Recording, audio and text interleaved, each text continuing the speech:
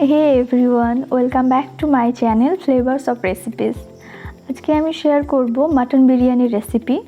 আমার কাছে perfect mutton biryani মানেই মনে হয় যে মাটনটা অনেক জুসি হবে, খুব সুন্দরভাবে ওয়েল কুকড হবে, যাতে হাত দিলেই খুব সুন্দরভাবে ছিঁড়ে যায়। তো চলুন দেখা যাক মাটন বিরিয়ানি কী করে বানাই। মাটন বিরিয়ানির জন্য প্রথমে আমি মাটন নিয়েছি, ধুয়ে পরিষ্কার করে রেখেছি।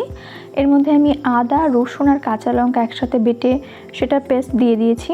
তার মধ্যে আমি দিয়েছি গোটা কিছু মশলা, যার মধ্যে ছিল দারচিনি, ছোটো এলাচ, গোলমরিচ আর লবঙ্গ।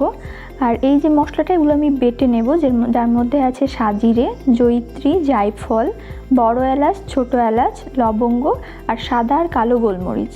এটা আমি বেটে মাংসের মধ্যে দিয়ে দেব। তারপর দিয়ে দেব ফেটানো টক দই, লবণ, ধনে গুঁড়ো, শুকনো লঙ্কার গুঁড়ো, জিরে গুঁড়ো। তারপর দিয়ে দেব কাশ্মীরি লঙ্কার গুঁড়ো, যেখানে আমি এর মধ্যে কোনো হলুদ অ্যাড করছি না, সেই কারণে আমি কাশ্মীরি লঙ্কার গুঁড়োটা দিয়েছি। তারপর আমি বেরেস্তা দিয়ে দেব আর ধনে পাতা কুচি। আর বিরিয়ানি মশলাটা আমি প্রথমে দিতে ভুলে গেছিলাম, তাই জন্য আমি মেখে তারপরে বিরিয়ানির যে সানরাইজার রেডিমেড মশলাটা থাকে সেটা দিয়ে আমি মেখে ক্যাপসিকাম কুচি দিয়ে ঢাকা দিয়ে রেখে দেব 1 থেকে 2 ঘন্টা। এবার আমি প্রেসার কুকারে আলু সেদ্ধ করে নেব, যার মধ্যে নিয়েছি ফুড কালার, লবণ, শুকনো লঙ্কার গুঁড়ো, সাজিরে আর বেরেস্তা। তার মধ্যে দিয়ে দেবো ফ্যাটানো টক দই আর জল দিয়ে প্রেসার কুকারে সিটি দিয়ে নেব, যতক্ষণ না আলুটা খুব সুন্দরভাবে সেদ্ধ হয়ে যায়। আমি ছুরি দিয়ে দেখাচ্ছি কতটা ভালো করে আলুটা সেদ্ধ হয়ে গেছে। এবার আমি আলুটা হালকা করে ফ্রাই করে নেব তেলের মধ্যে।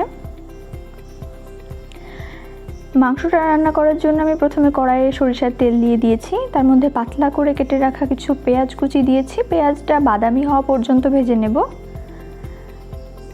তারপর আমি ধুয়ে রাখা 2-3টে তেজপাতা দিয়ে দেব। এবার আমি মাংসটা ঢেলে দেব এর মধ্যে। মাংসটা দিয়ে ভালো করে কষিয়ে নিতে হবে। আর মাংসে আমি এখন কোনো জল দেব না, দই দেওয়া আছে, মাংসে অনেকটা জল বেরোবে। আর এই জলটা শুকনো পর্যন্ত কিন্তু মাংসটা ভালো করে রান্না করে নিতে হবে। মাংসটার জলটা যখন অনেকটা কমে আসবে, সেইখানে আমি দিয়ে দেব সামান্য একটু চিনি, যাতে মশলার খাড় ব্যাপারটা চলে যায়।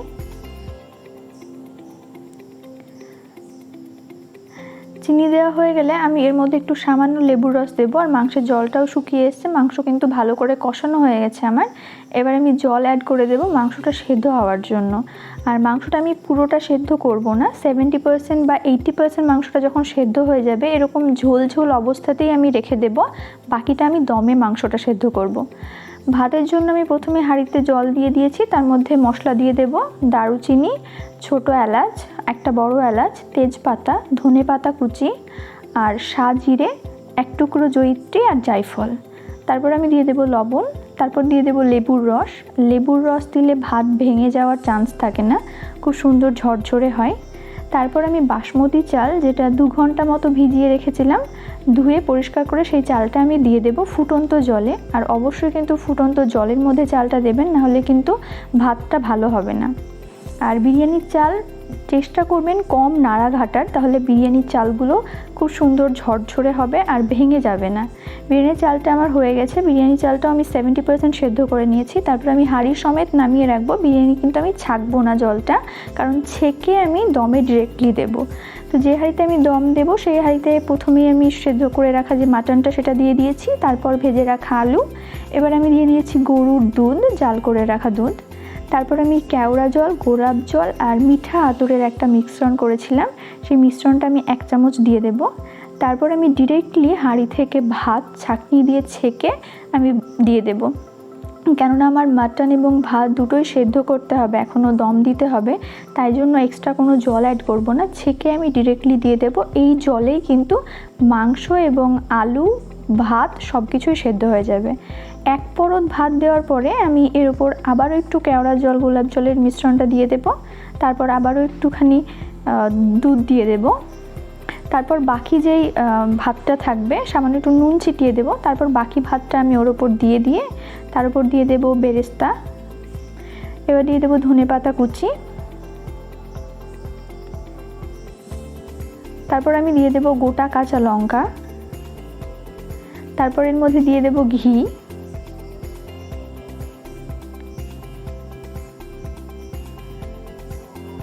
তারপর আবারও একটুখানি কেওড়া জল গোলাপ জলের মিশ্রণটা দিয়ে ফুড কালার আমি সামান্য জলে গুলে রেখেছিলাম সেটা আমি দিয়ে দেব। খুব সুন্দর একটা কালার আসবে সেই কারণে দিচ্ছি।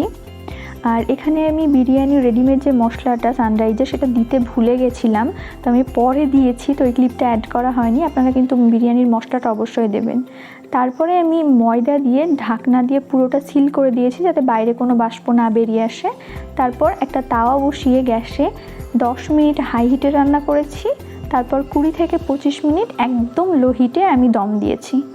আমার বিরিয়ানির দম দেওয়া হয়ে গেছে, আর ঢাকনা খুলে এত সুন্দর একটা সুগন্ধ বেরোচ্ছে যেটা আপনাদেরকে হয়তো বোঝানো যাচ্ছে না ক্যামেরার ওপারে, কিন্তু আসলেই খুব সুন্দর সুগন্ধ বেরিয়েছে। আর ভাতগুলো একেবারে ঝরঝরে হয়েছে, ভেঙে যায়নি, পারফেক্টলি কুকড হয়েছে। আমি কেটে দেখাচ্ছি বিরিয়ানিটা যে কত সুন্দর হয়েছে সেটা। আর তলার দিকেও কিন্তু একটুকু ধরে যায়নি। দেখুন কত সুন্দরভাবে সেদ্ধ হয়েছে, মাংসটাও কিন্তু দারুণ সেদ্ধ হয়েছে।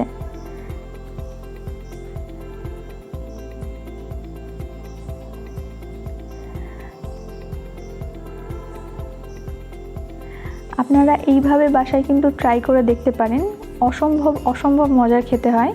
আর দেখতেই পাচ্ছেন যে কত সুন্দরভাবে সেদ্ধ হয়ে গেছে, চাল কত সুন্দরভাবে ঝরঝরে হয়ে আছে, একটাও কিন্তু গলে যায়নি বা ভেঙে যায়নি। তো এভাবে বাড়িতে ট্রাই করে দেখবেন, আর যদি এভাবে বাড়িতে বানান তাহলে অবশ্যই কিন্তু শেয়ার করতে ভুলবেন না যে কেমন হয়েছিল, কমেন্ট করে জানাবেন।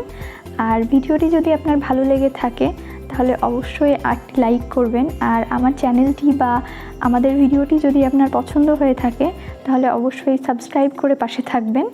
আর তার সাথে সাথে আপনার পরিবার এবং বন্ধুদের সাথে ভিডিওটি শেয়ার করবেন। পুরো ভিডিওটি দেখার জন্য আপনাকে অনেক ধন্যবাদ।